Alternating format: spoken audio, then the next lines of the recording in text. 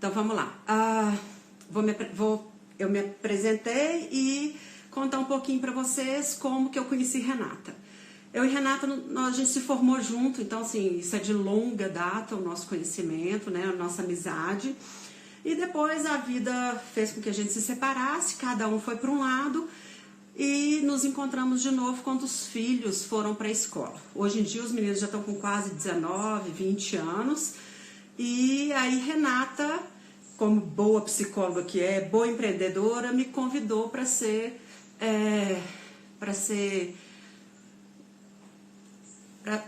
parceira, não parceira, para ser sócia dela na clínica. E eu, mais do que depressa, falei, opa, essa é uma grande oportunidade. E aí aceitei. Depois a vida, com essa história de fazer mestrado em psicologia de esporte, a vida me levou para outros caminhos. Eu fui ser psicóloga de alguns clubes, trabalhei no Minas Tênis Clube, hoje eu sou psicóloga da base do Clube Atlético Mineiro. Mas mesmo assim continuei sendo parceira na clínica e atendendo muitos pacientes lá, né, com a Renata. E aí Renata me fez essa proposta, falou, opa, vamos fazer uma live pro pessoal das dificuldades que estão acontecendo agora nesse mundo. E eu me propus a vir falar um pouquinho diante dessas situações inesperadas, como que a gente pode se reorganizar, como que a gente precisa se reorganizar. Quando uma programação que nos tira desse caminho traçado, quando a gente lá no início nos coloca alguma meta e fala, eu vou fazer dessa forma, o que acontece? Como por exemplo, doenças são situações que a gente faz com que muitas vezes nos tire do caminho, acidentes, nascimento de um filho não programado e que necessariamente não é uma coisa ruim, é uma coisa muito boa, mudanças de cidade, mudanças de trabalho, mudanças de país, né, pandemias e mudança, por exemplo, na data da Olimpíada. Quando a gente pensa numa Olimpíada, a gente pensa na grandiosidade do evento. É um evento que tem uma importância política, tem uma importância econômica, tem uma importância social muito grande, que são esses grandes eventos que a gente tem de 4 em 4 anos. São Olimpíada e Copa do Mundo. E aí, o quanto isso é significativo para todo o mundo, no sentido de o quanto esses atletas se entrosam, o quanto a pessoa que vai lá visitar aquele país, o quanto isso é importante. Bem, a gente sabe que a Olimpíada nunca mudou de um ano para o outro. Na verdade, aconteceu 2 vezes que a Olimpíada deixou de acontecer, mas por questões de guerra. Então a gente entende o quanto nós estamos tendo um outro momento de foco nessa pandemia aí do que está acontecendo. E aí a gente pergunta, né? Eu vou falar um pouquinho, tanto dos meus atletas quanto para os pacientes que não são atletas. Por quê? Porque as metas nossas continuam do mesmo jeito, né? Então, essas metas continuam. Aquela meta que eu me propus lá no início do ano, ela continua agora, a partir do momento que, a partir de um evento que eu não tive controle, eu posso mudar a meta, eu preciso mudar as estratégias para atingir essa meta? Quais estratégias eu posso aproveitar para que a minha meta continue da mesma maneira? Cada um vai avaliar. Aconteceu uma situação muito interessante comigo esses dias, exatamente no dia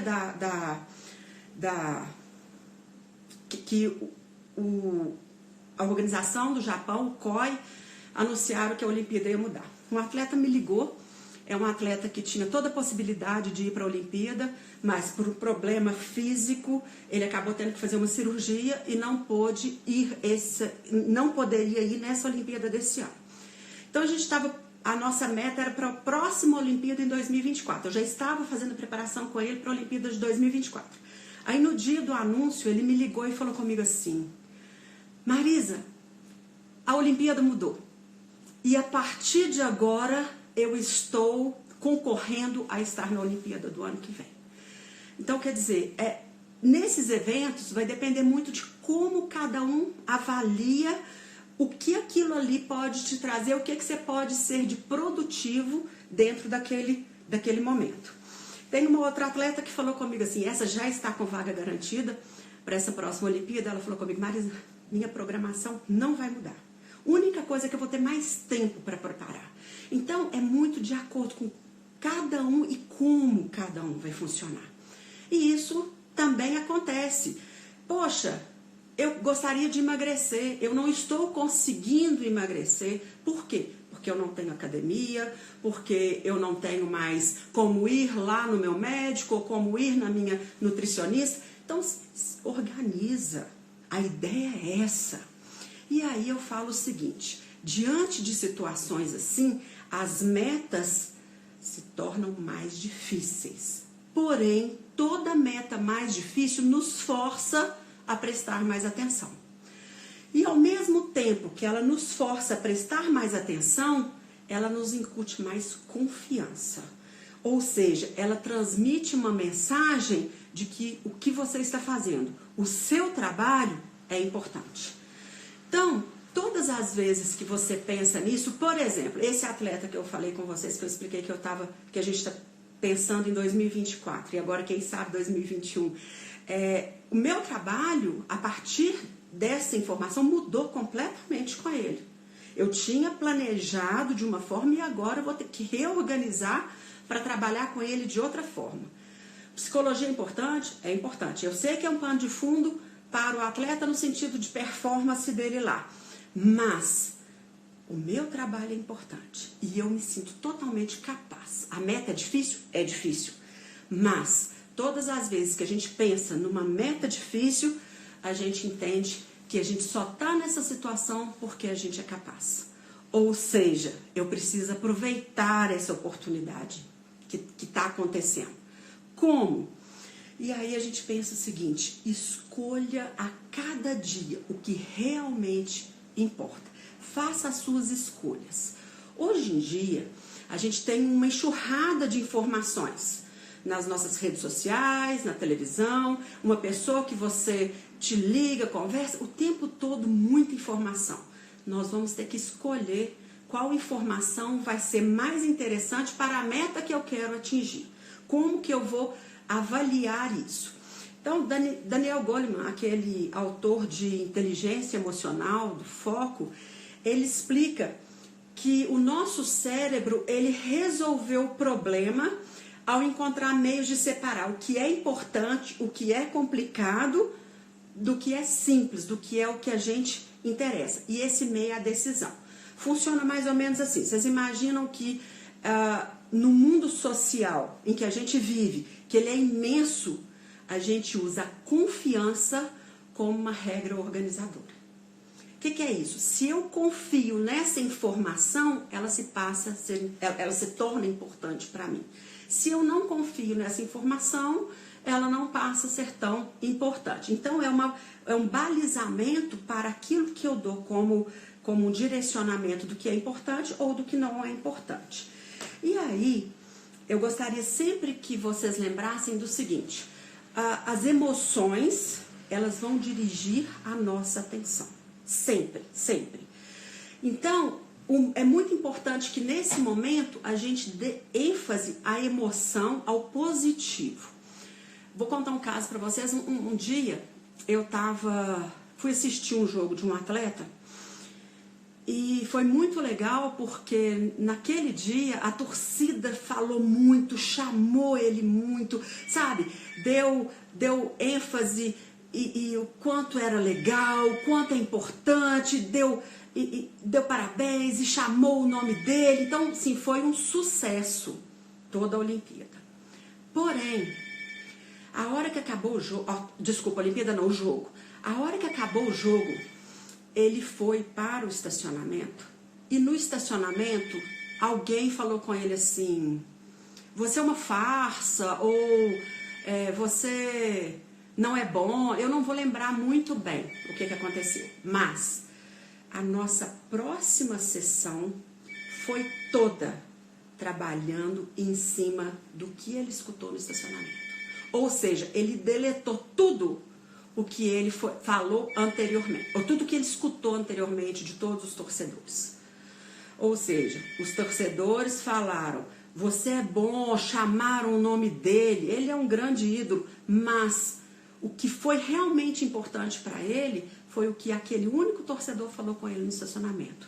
E é isso que a gente tem que pensar. Eu vou focar naquele, tudo que todas as pessoas falaram comigo, eu vou focar sim, só naquele torcedor que não me valorizou. Nós viemos nesse mundo para ser valorizado, para ser aceito, para ser amado. Então a gente tem que selecionar o que é mais importante diante de onde eu quero chegar. Eu não vou pegar informações negativas que me fazem ficar numa faixa estreita. Toda negatividade faz com que o meu foco fique bem estreito, ou seja, eu foco no erro, eu foco no que eu não deveria ter feito, eu foco no que poderia ter sido feito e eu não fiz. Eu sempre vou focar em coisas que não deram certo.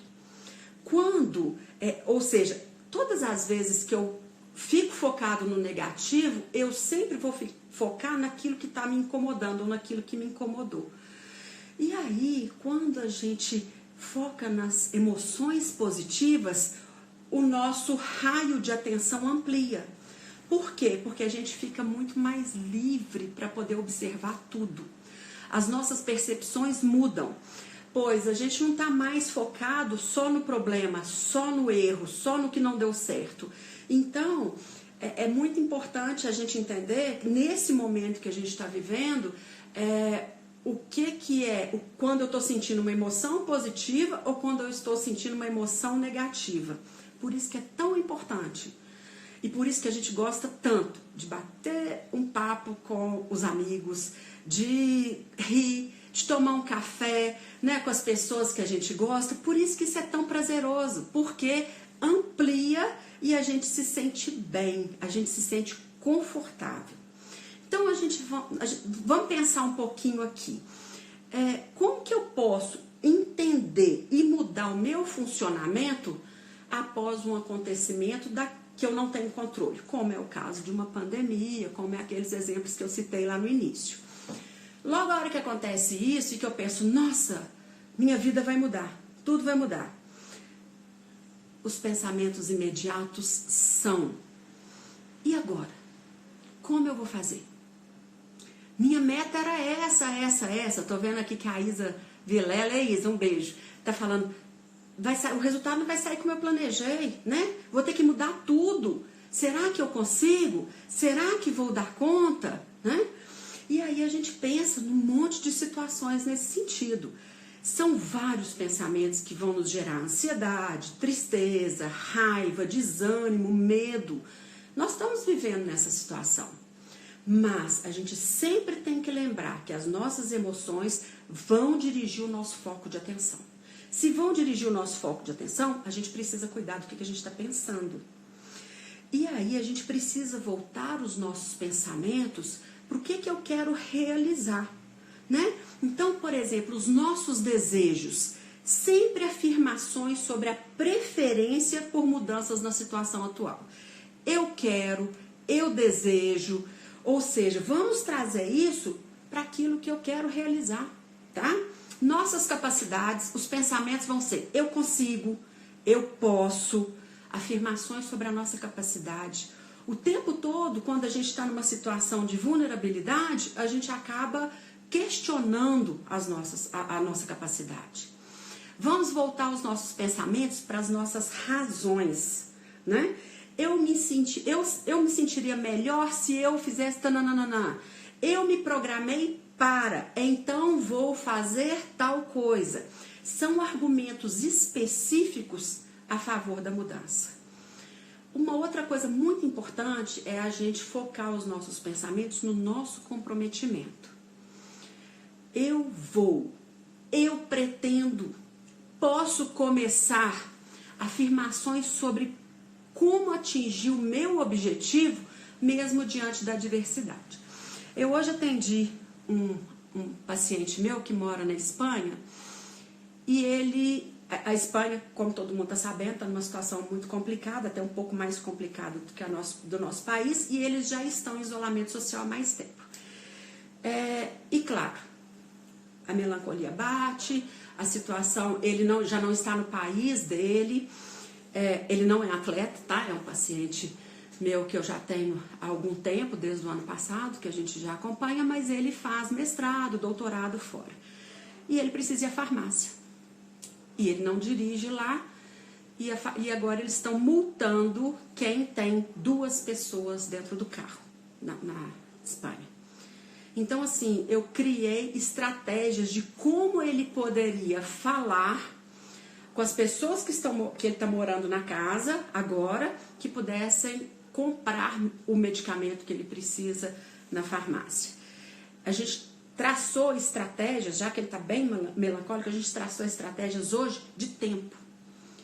Eu preciso acabar o meu tópico do mestrado. Se eu preciso acabar o meu tópico do mestrado, até que horas você vai fazer isso? Para quê? Para que não haja aquele, daqui a pouco eu faço, eu tenho tempo. Eu vou me programar amanhã, hoje eu vou fazer isso aqui. Que a gente tem uma tendência a dar uma relaxada nesse primeiro momento. Então, esse nosso comprometimento, esses pensamentos do nosso comprometimento e determinadas situações que vão nos ajudar, coloca o celular para despertar. Então, se eu tenho até 2 horas da tarde para fazer isso aqui, eu preciso de pontos, já que eu não tenho esse contato fora que poderia me ajudar nessa questão de horas aí, que eu coloque o celular para me ajudar nesse momento. Que eu coloque pontos na minha cabeça que eu posso falar, epa, peraí, agora eu vou fazer isso aqui. E sentar e fazer. A ideia é essa. O que acontece? A partir desse entendimento, né, da minha avaliação da situação, eu vou tentar ser mais flexível para entender que não vou conseguir realizar as minhas estratégias como tinha planejado, mas que posso modificá-las dentro do que eu posso fazer para atingir meus objetivos. Por exemplo, não tenho academia, mas posso fazer tananana. Não posso nadar, mas posso fazer tal coisa. Então, acho que a ideia é a gente criar artifícios aí do que a gente pode fazer ou não fazer. Hoje em dia, toda vez que a gente lê, a gente percebe que os livros trazem o foco muito para as emoções positivas, né? E aí eu te falo, com tantas informações, é difícil manter essas emoções positivas? É difícil para todo mundo. Mas a gente pode muito bem cuidar dos nossos pensamentos quando a gente está percebendo que a gente está ficando para baixo. É focar numa maior e numa melhor funcionalidade. O que é uma emoção positiva? É aquela que te faz feliz, tá? Eu não posso focar naquilo que eu não controlo. Evoque as suas forças pessoais. Se eu sou uma pessoa que eu gosto de justiça, então vou trabalhar em cima disso. Se eu sou uma pessoa que eu gosto muito de ajudar o outro, como que eu posso fazer, mesmo estando numa situação dessa, para ajudar o outro? Então, a ideia é que a gente possa aumentar a quantidade de satisfação que eu tenho com a minha vida. O que é aumentar a quantidade de satisfação que eu tenho com a minha vida? É gratidão. O que é gratidão? É estar feliz. É saber que dentro dessa confusão toda, eu ainda estou podendo fazer alguma coisa. Eu estou podendo me preparar para alguma coisa. E aí eu falo o seguinte, qual é a proposta? Eu vou propor para vocês algumas coisas que eu faço também, que é o seguinte, vamos descrever para nós mesmos o que é necessário para construir uma vida com bem-estar. Diante da situação que eu estou, como que eu posso construir uma vida que para mim é de maior bem-estar? Descreva. E eu acho legal, escreve, coloca no papel mesmo. Você tem tempo para colocar no papel agora. Coloca no papel. O que para mim é uma vida com bem-estar? O que eu posso fazer para construir essa vida com bem-estar agora, nesse momento? Vamos montar estratégias alternativas para que possamos nos sentir mais produtivos, mais engajados e direcionados para a nossa realização. É muito interessante porque a gente sempre tem que pensar que a gente precisa dar sentido às nossas metas. Algumas metas lá de trás, elas não dá certo agora, não vai se comportar, não vai dar certo agora. Mas outras metas vão. E a gente pode transformar o momento em pequenas atitudes. Sabe aquela velha história do me dê um limão que eu faço uma limonada? Funciona mais ou menos assim. Nesse momento, todos nós ficamos vulneráveis, né? E aí eu cito Brené Brown, não tem como. É muito interessante porque há um tempo atrás, uma paciente minha que até está assistindo aqui, falou, olha, existe a Brené Brown no Netflix. E aí a partir daí eu indiquei para todo mundo. E ela coloca exatamente isso. Nos nossos momentos de vulnerabilidade, eu me sinto mais pertencente a alguma coisa. Nós hoje temos um sentimento de pertencimento, ou seja, a essa sociedade, à calamidade que está acontecendo, ou seja, ele não está mais tão afastado de mim, não está acontecendo lá e eu não tenho aqui. Mas o que eu posso focar, né? Como que eu posso fazer esse momento de vulnerabilidade funcionar? É ter coragem. Coragem para quê? Para focar no que eu posso fazer hoje. O que eu posso fazer no aqui e agora? Para que eu tenha, no momento que eu for voltar ao trabalho, no momento que as coisas estiverem funcionando, eu tenho um futuro mais tranquilo. Ou seja, eu tenho um retorno de uma maneira mais eficaz. Que a gente sabe que vai acontecer, a gente sabe o que vai acontecer quando a gente estiver voltando ao dia a dia normal. A gente sabe que vai ter uma reorganização disso aí. Do mesmo jeito que a gente está tendo essa reorganização aqui agora, para funcionar nesse momento, a gente vai precisar também ter uma reorganização para voltar ao nosso dia a dia. Então, é ter aquela sensação de que o que eu fiz aqui, nesse momento, eu produzi, eu realizei. É saber que a vida vale a pena e que a gente pode produzir condições para isso, né? Eu espero que vocês tenham gostado de um pouquinho que eu falei aqui, né? De quanto que eu falei, vou tentar ver um pouquinho de quem tá aqui. Eu sou péssima dessas coisas, Renata me deixa nessas vulnerabilidades aqui, né, Renata? Mas, Tânia, Maria Luísa, gente, Davi, meu grande atleta, Deise, a Isa, Rose, um beijo aí em Curitiba. Gente, técnicos, Marquinhos, né? Lá do Galo, do Sub-20, muito bem, muito obrigado. Diego, Isa, gente, é muita gente legal. Olha, Clara, obrigado, Clara. Maria Tereza, Alessandra. E aí, Lele? Lucas, gente, tem muita gente legal aqui, viu? Muita gente legal. O Wallace, técnico do tiro com arco, muito bem, muito obrigado por estar aqui com a gente, comigo. Ana, você achou que adiariam a Olimpíada antes, até que demoraram um pouco. E isso gerou uma ansiedade muito grande entre os atletas, muito. Porque, apesar de ainda não eles estarem sem treinar, que já é um cotidiano do dia a dia. Você pensa o seguinte, um atleta, ele não treina para uma Olimpíada em 4 anos. Não é no ciclo olímpico, ele não treina em 1 ano.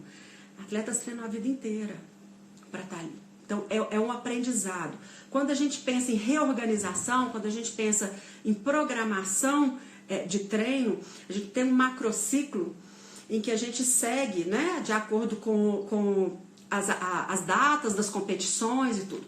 Quando eu penso em termos de macrociclo, numa parte de programação, tá legal. Mas quando eu penso numa parte emocional e que dirigentes demoram muito para tomar uma decisão, isso realmente faz uma diferença muito grande com os atletas, né? Então, assim, vocês podem mandar tudo. Jaque, beijo. Milena, Solange, Lucas, Até meu filho está aqui, olha que legal. Então, assim, gostaria muito de agradecer a todos vocês. Espero que vocês tenham gostado do que foi falado. E sigam as lives aí da clínica, que cada dia vai ter uma pessoa boa falando aqui também. Marta, um beijo para você também. Um beijo, tudo de bom. Gente, um abraço. Espero que vocês tenham gostado, tá bom?